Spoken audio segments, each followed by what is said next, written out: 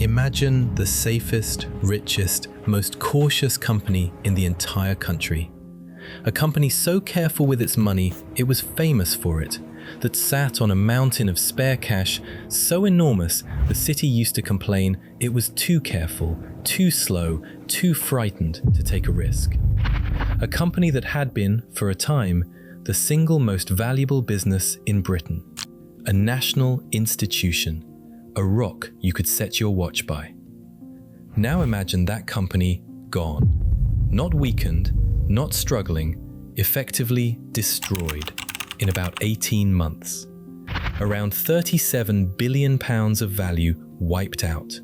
Shares once worth more than £12 each, worth pennies. Tens of thousands of jobs gone.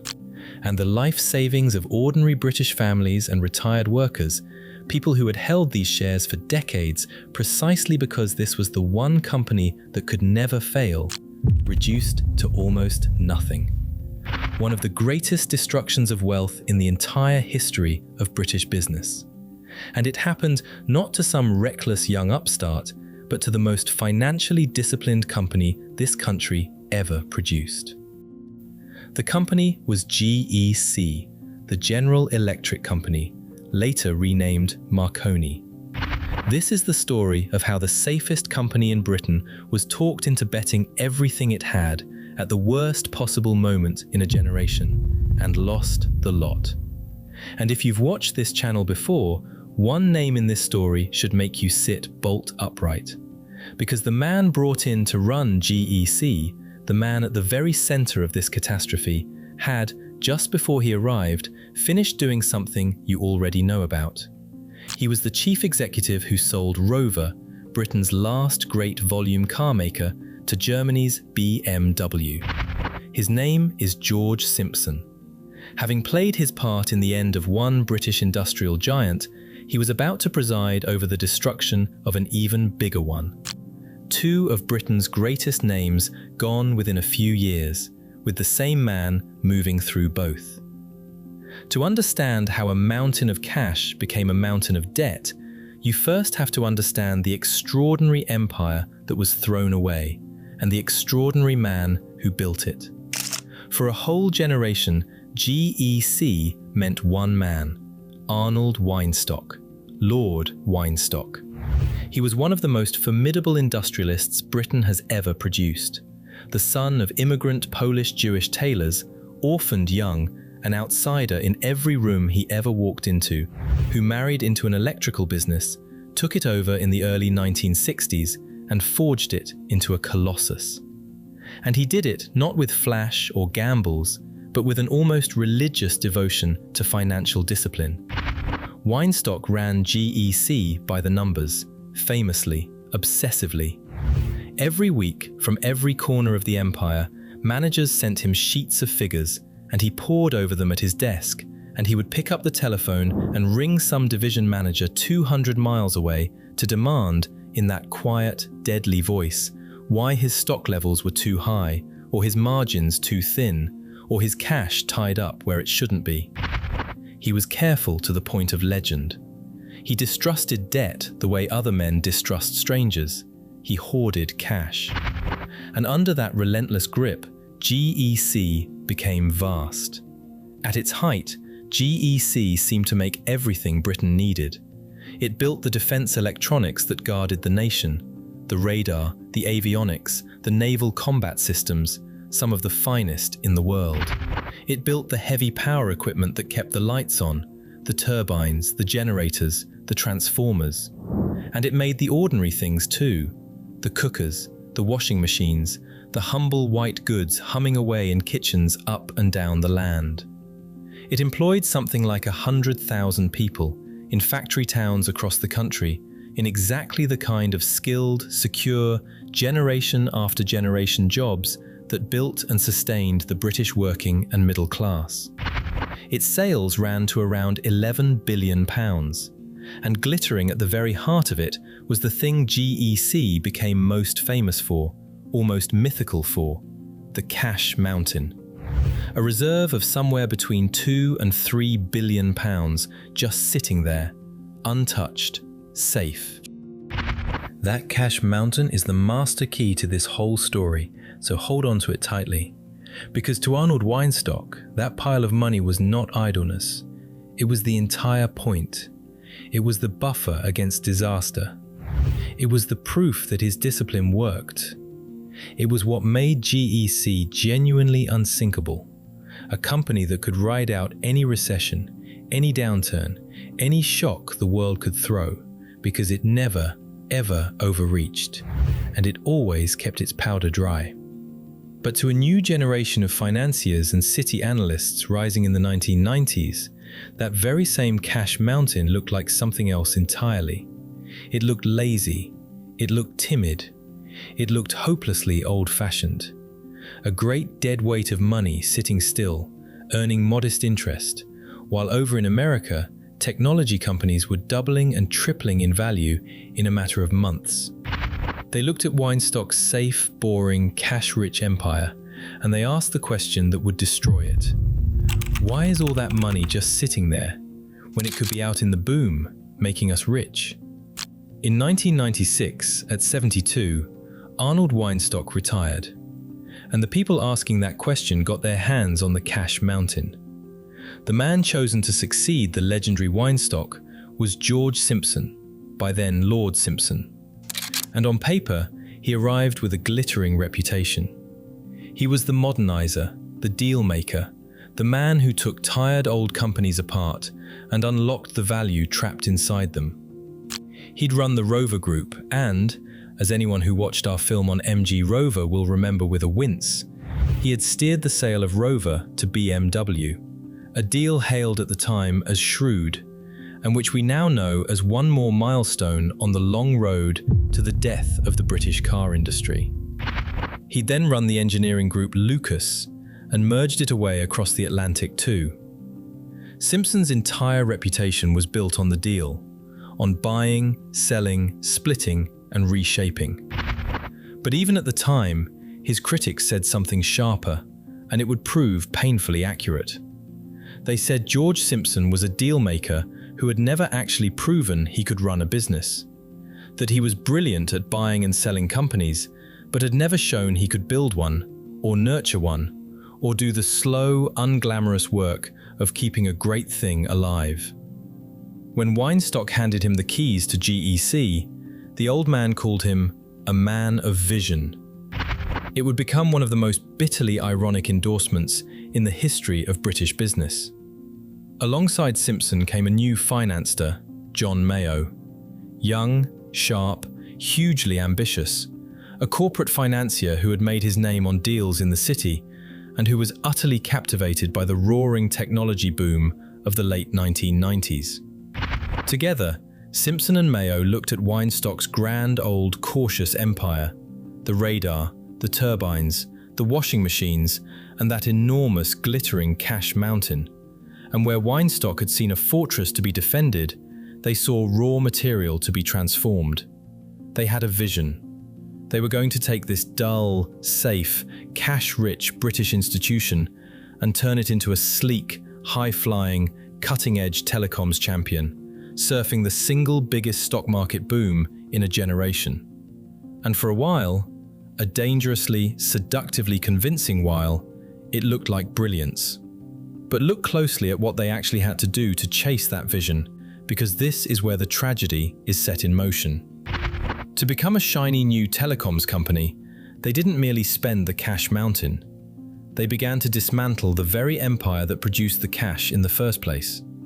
They started selling off the safe, solid, unglamorous businesses that had made GEC unsinkable, and pouring the proceeds into one enormous bet on a single, red-hot, wildly overpriced idea, at the exact moment that idea was about to detonate. They were swapping the safest position in British business for very nearly the riskiest. And to understand just how badly timed that bet was, you have to understand the madness they were buying into.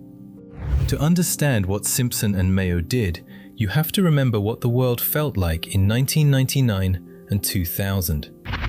Because the late 1990s were gripped by one of the most extraordinary financial manias in history, the dot-com boom. and riding alongside it, the telecoms boom. The internet was arriving in ordinary life, and the belief took hold, total, feverish, unquestioned belief that it would change everything overnight, and that anyone connected to it would become unimaginably rich. Investors threw money at anything with a .com after its name, and underneath the flashy internet startups sat a deeper, harder boom.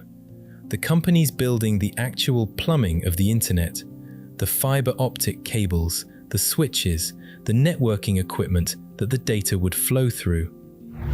The conviction was that demand for this equipment would rise forever, exponentially, without limit. Telecoms companies across America and Europe borrowed staggering sums, by some estimates over $500 billion of new debt, to lay cable and build networks at a frenzy. And the companies that sold them the equipment, the American giants Cisco and Nortel and Lucent, became some of the most valuable businesses on earth. That was the party Simpson and Mayo desperately wanted GEC to join. But here's what almost nobody wanted to see at the height of the party. The whole thing was built on a fantasy, the assumption that demand would keep climbing forever. The networks being built were wildly ahead of what anyone actually needed. Vast amounts of that fiber optic cable would sit unused for years afterwards, dark and idle. It was a classic bubble. Prices detached completely from reality, floating on pure belief. And the oldest, hardest rule of bubbles is that the higher they rise, the more violently they burst. And the people who get destroyed are the ones who buy in latest and pay the most, right at the top. Which is precisely, catastrophically, what GEC was about to do. Because to fund their entry into this frenzy, Simpson and Mayo first had to sell the crown jewels. Here is what they did, in plain terms, and it is the heart of the whole disaster. First, they sold the family silver. In 1999, GEC sold its prized defense electronics business, the radar, the weapons systems, the naval technology, one of the finest defense engineering operations anywhere in the world, to British Aerospace, in a deal worth around £7 billion, creating what became BAE Systems. Now, most observers agreed Simpson got a very good price, but sit with what it actually meant. They were selling the stable, deeply profitable, strategically vital heart of the company, the part that built real, complicated things under long government contracts, in order to raise cash to gamble on something completely different. The deal was so significant it reportedly irritated the French, the Germans, and Tony Blair's government all at once, cutting across their hopes for a pan-European defense merger. They kept the name of the old radio pioneer, Guglielmo Marconi, and rebranded the whole company around it.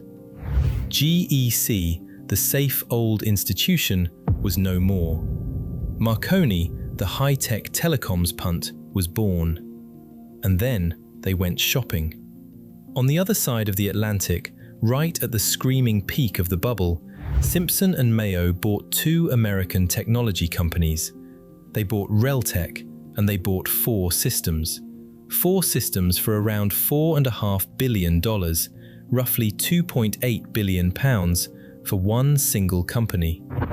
These, they promised the city, were the businesses that would make Marconi a true rival to Cisco and Nortel. And here is the smoking gun of the entire story. The detail that turns a risky strategy into something close to madness. Look not just at the price, but at what they were actually buying. Because when you strip away the hype, these two American companies were not gold. They were losing money, both of them. And between the pair of them, they had less than £300 million of actual assets, real, tangible worth. Marconi paid billions upon billions for them. Read that again slowly. They spent something in the region of $6 or $7 billion in total on two loss-making companies whose combined hard assets were worth under £300 million. They were paying fantasy prices at the top of a fantasy market for businesses that were bleeding cash. And then the fantasy ended. The bubble burst within months. And those shiny American acquisitions didn't just dip in value, they cratered. Marconi would soon be forced to admit, in the cold arithmetic of the accounts, that billions of what it had paid had simply vanished into thin air. Writing down the value of these and its other tech bets by somewhere around £3 to £3.5 billion. They had sold the crown jewels and spent the legendary cash mountain to buy loss-making turkeys at the very top of the greatest bubble in living memory. It stands as one of the worst time sequences of decisions in the history of British business. Now we have to talk about the thing that turned a terrible bet into a death sentence: debt. Because here's the cruel, almost poetic symmetry at the center of this whole story. Under Weinstock, GEC's defining glory was its mountain of cash. Under Simpson and Mayo, in the space of just a few years, that mountain of cash did not simply disappear. It flipped, clean over, into a mountain of debt. To fund the shopping spree, Marconi borrowed, and borrowed heavily. And by the middle of 2001, the company that had once sat serenely on billions of pounds of spare cash was instead weighed down by something like £4.5 billion of debt, a figure that had bloppy by well over £1 billion in a matter of months. And this is the hinge on which tragedy becomes inevitability. A company sitting on a cash mountain can survive almost anything the world throws at it. That was Weinstock's entire philosophy, distilled.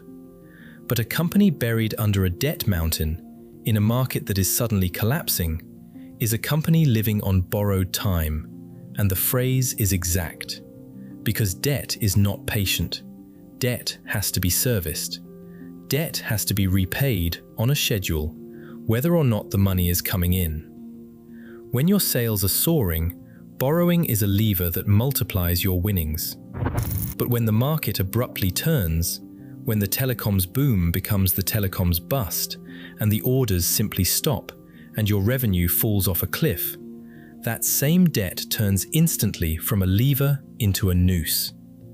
Everything Weinstock had spent 30 patient years building, the safety, the buffer, the unsinkability, was gone, spent, inverted into its exact opposite. Marconi had transformed itself, in 5 short years, from the most unsinkable company in Britain into one of the most fragile, and it had done so at the precise moment the storm made landfall. Because the storm did come, and it was merciless. Across late 2000 and into 2001, the whole telecoms fantasy fell apart at once. Demand didn't just soften, it evaporated. The carriers that had been buying all that equipment stopped, dead. In America, the giants imploded. WorldCom collapsed into what was then the biggest bankruptcy in US history. Global Crossing went down. Even the mighty Nortel would shed around 60,000 jobs. The entire industry Marconi had just bet its life on was disintegrating. The warning signs were flashing everywhere, in every trade paper and every rival's profit warning. And yet, for months, Marconi insisted it was somehow different, that its own sales hadn't been hit, that it was immune. The city even had a nickname for it, the Teflon Company, to which no bad news seemed to stick. But nothing is made of Teflon. And when the truth finally broke through, it broke in a single, catastrophic day. The 4th of July, 2001. Marconi did something a company of its size almost never does. It suspended trading in its own shares for an entire day. Behind closed doors, it was scrambling, frantic, and when it finally faced the market, the news was devastating. Profits would be cut in half. 4,000 jobs would go. The Teflon had failed at last. The very next day, the 5th of July, the shares reopened and fell off a cliff. In a single day of trading, Marconi's share price collapsed by more than half, 54%, gone in a matter of hours as furious investors dumped the stock as fast as they physically could. And that was only the opening act of the fall. Through the following weeks and months, it got worse, and then worse again. In September came another profit warning, and news of losses running into the billions. The shares, which had touched more than £12 each at the peak, £12.50, sank to around 38 pence. 38 pence. The company had lost more than 99% of its peak value. All told, across roughly 18 months from its high point, something in the order of £37 billion of value had been destroyed. £37 billion, simply gone. And behind that vast, abstract number, because there always is behind the number, were people. Tens of thousands of Marconi workers in those old GEC factory towns that had built radar and turbines for generations, watched their employer disintegrate around them, and watched, in wave after wave of redundancies, their jobs disappear. But there was another group who suffered in a particularly cruel and quiet way: the small shareholders. Because GEC had been, for as long as anyone could remember, the very definition of a blue-chip, rock-solid widows and orphans investment. The sort of share a careful person bought and simply held forever. Retired workers, pensioners, families who had been handed shares or bought a few precisely because this was the safe one, the one that could never let you down. They held on out of loyalty and out of faith as the price fell from £12 to 6 to 1 to pennies. And when the company was finally restructured in 2003 in a desperate attempt to salvage anything from the wreckage, those original loyal shareholders were, in effect, wiped out, losing around 99% of everything they had ever put in. The safest company in Britain had destroyed the savings of the very people who had trusted it the most. So what became of the men at the top? Simpson and Mayo were forced out. John Mayo, the finance director, was pushed toward the door first as the profit warning detonated in July. George Simpson, the chief executive, followed not long after, his once glittering reputation, in the words of one contemporary account, smashed. The press showed no mercy. One writer, tracing Simpson's path through Rover, then Lucas, and now the wreckage of Marconi, memorably christened him the man who broke Marconi, reflecting the raw media fury of the era, and noted, with acid, that he could now devote rather more time to the 7 golf clubs he belonged to. And there was real, burning public anger, as there always is in these stories, about the rewards the executives had drawn on the way up and the terms on which they left, while workers lost their jobs and loyal shareholders lost everything. In the death spiral of a company like this, the question of who got paid and how much and when, and whether those who steered the ship onto the rocks went down with it or stepped comfortably into the lifeboats, becomes a lightning rod for public fury. And Marconi was no exception. Critics pointed hard at how those at the top were looked after, even as the value evaporated beneath ordinary investors' feet. Now, to be scrupulously fair, Simpson and Mayo were never charged with any crime. This was a catastrophe of strategy and judgment and timing, not a proven fraud. But the perception that the architects of the disaster did not pay the price that the workers and the shareholders paid is, for very many people who lived through it, the single most bitter part of the entire affair. And yet, it would be far too easy and not quite honest to lay it all on two men, because they didn't act alone and they weren't cheered off a cliff by accident. The city analysts applauded the transformation. The financial press for a long while celebrated slick new Marconi as a triumph over stuffy old GEC. The big institutional shareholders, the pension funds and investment houses who between them owned most of the company, didn't just permit the gamble, many of them actively wanted it.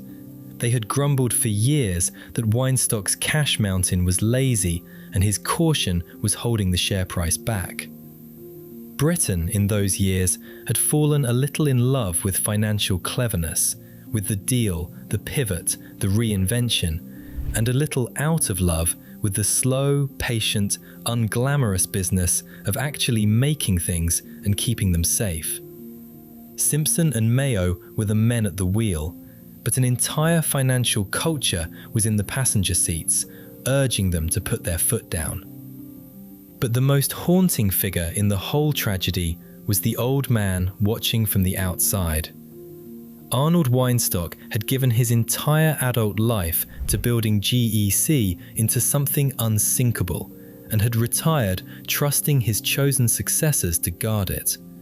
Instead, in his final years, he had to watch them take his life's work and, in the space of 5 years, reduce it to rubble.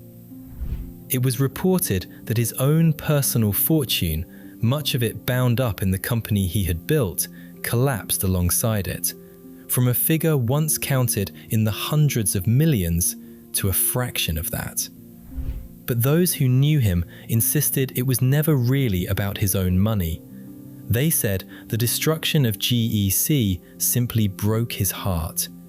He had built a cathedral to the idea that a great company's first duty is, above all else, to survive. And he lived just long enough to see it torn down by men chasing a bubble. Arnold Weinstock died in July 2002 as the company that had been his life was being carved up and sold to pay its debts. Many who knew him did not believe those two things were a coincidence. Marconi limped on after the crash, but as a great company, it was finished. Stripped, restructured, shrunken, it staggered through the next few years as a ghost of what it had been. And then came a final humiliation so pointed it was almost cruel. In 2005, Marconi, the direct descendant of GEC, the company that had built Britain's defence and communications backbone for a century, bid for a major contract to supply equipment for BT's new national network, the biggest telecoms upgrade in Britain for a generation. It was the single most important contract in its home market. It was precisely, exactly, the kind of work the company existed to win. And it lost. It didn't win even a slice of it. The blow was fatal. Shortly afterwards, the core of what remained, the telecoms business itself, was sold off to Ericsson of Sweden for around £1.25 billion. The beating technological heart of one of Britain's greatest ever companies passed into foreign hands for a fraction of what had been poured into it. And the sad little rump that was left behind wasn't even allowed to keep the proud name. It was renamed Telent, pronounced T-E-L-E-N-T. Marconi with the letters rearranged. A corporate afterthought, denied even a capital letter. The GEC empire, once the most valuable company in Britain, the cash mountain, the maker of radar and turbines and washing machines, the employer of 100,000 people, was, to all intents and purposes, gone. So what is the real lesson of GEC and Marconi? It isn't that risk is bad or ambition wrong. Companies do have to change. Standing perfectly still can kill you too. And, in fairness, Weinstock's cautious empire had genuine critics who argued it was hoarding money it should have been boldly investing. The lesson is darker and more precise than "don't take risks." It's about what happens when you throw away the very thing that makes you safe in order to chase the thing that's making other people rich. And when you do it at exactly the wrong moment, following an intoxicated crowd straight off a cliff. GEC's cash mountain was never a weakness. It was 30 years of hard-won wisdom made solid. The accumulated knowledge that booms always end, that bubbles always burst, and that the companies which survive the storm are the ones that never, ever bet the whole farm. And all of that wisdom was thrown away in 5 short years by clever men who were absolutely certain that this time was different. It never is. And there's a thread that runs through so many of the stories on this channel, and George Simpson is the man who knots 2 of the biggest together. He helped hand Rover to BMW, and then presided over the destruction of GEC, 2 of Britain's greatest industrial names gone within a few years of each other, with the same figure moving through both. It would be far too simple to blame one man alone. The bubble, the markets, the cheerleading analysts, the institutional shareholders egging it all on, bear every bit as much of the weight. But GEC and Marconi tell you something profound about how Britain lost so much of its industrial might in those decades. We did not always lose our great companies to foreign competition or to failing to invent things. Sometimes we lost them from the inside, sold, restructured, and gambled away by people who were dazzlingly good at doing deals and far less interested in the harder, quieter, unglamorous work of simply keeping a great thing alive. GEC spent 30 years building a mountain of cash so that it could survive absolutely anything. It took just 5 years to turn that mountain into a mountain of debt and lose every last brick of it. Britain's safest company destroyed by the pursuit of being exciting. That's the story this channel exists to tell. The great British names that were built up with patience and then lost in a terrible hurry. If you, or your mum or dad, or your grandparents worked for GEC or Marconi, or held those shares that everyone swore could never, ever fall, tell us in the comments. Subscribe, and we'll see you on the next one.